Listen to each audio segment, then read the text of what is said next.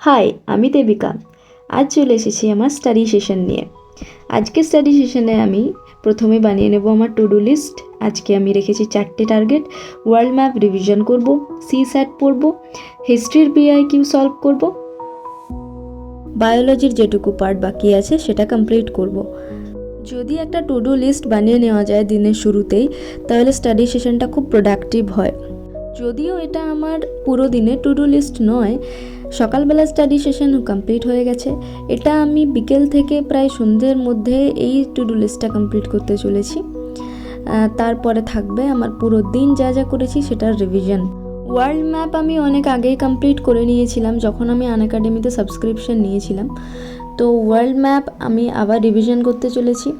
প্রথমে আছে south America. আমি পুরানো রেকর্ডেড ক্লাস থেকেই ক্লাসটা করছি। সুদর্শন গুর্জার স্যার খুব ভালো পড়ান, ওনার কাছ থেকেই ক্লাসটা প্রথমে শুরুতে করেছিলাম, তাই ওনার থেকেই রিভিশনটাও করে নেব এবার।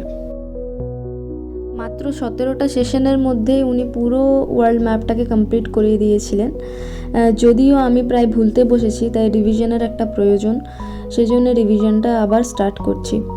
সরকারি চাকরির পরীক্ষার জন্যে যারা রিজনিং পড়তে চাইছেন, তারা যদি রিজনিং শিখতে চান খুব সহজ উপায়ে, তাহলে অবশ্যই আমাকে লিখবেন।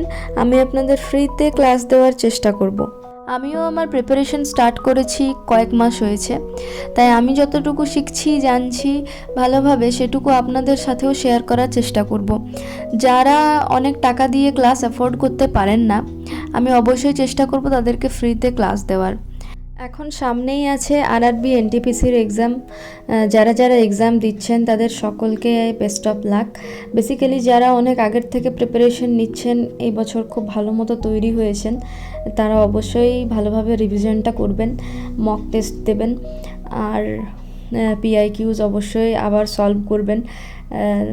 আর যাদের আমার মতো অবস্থা এখন, মানে সিলেবাসের 10-20% এখনও পর্যন্ত শেষ হয়নি, তারা অবশ্যই যেই স্ট্র্যাটেজি নিয়ে এগোচ্ছেন সেইভাবেই এগিয়ে যান। আর তার পাশাপাশি চেষ্টা করুন যে এনটিপিসির যেসব পুরানো প্রশ্নপত্র রয়েছে সেগুলোকে যদি সলভ করতে পারেন পাশাপাশি, সেটা হলে অনেকটাই উপকার হবে এক্সামের জন্যে। কোনো কিছুতে কনসিস্টেন্ট থাকাটা খুব মুশকিল, তবুও নিজেকে একটুখানি হলেও ফোর্স করতে হবে যে ডেলি টার্গেট যেটা রাখছি সেটা যাতে আমরা ফুলফিল করতে পারি। অনেক সময় এটা ভালো হয় যাতে ডেলি টার্গেটের উপরে ফোকাস না করে আমাদের ফোকাস করা উচিত উইকলি টার্গেটের উপর। কারণ ডেলি টার্গেট আমরা তো বানিয়ে নিই, কিন্তু অনেক সময় সে দিনের মধ্যে কমপ্লিট করা সম্ভব হয়ে ওঠে না। তাই উইকলি টার্গেট এর তুলনায় বেস্ট।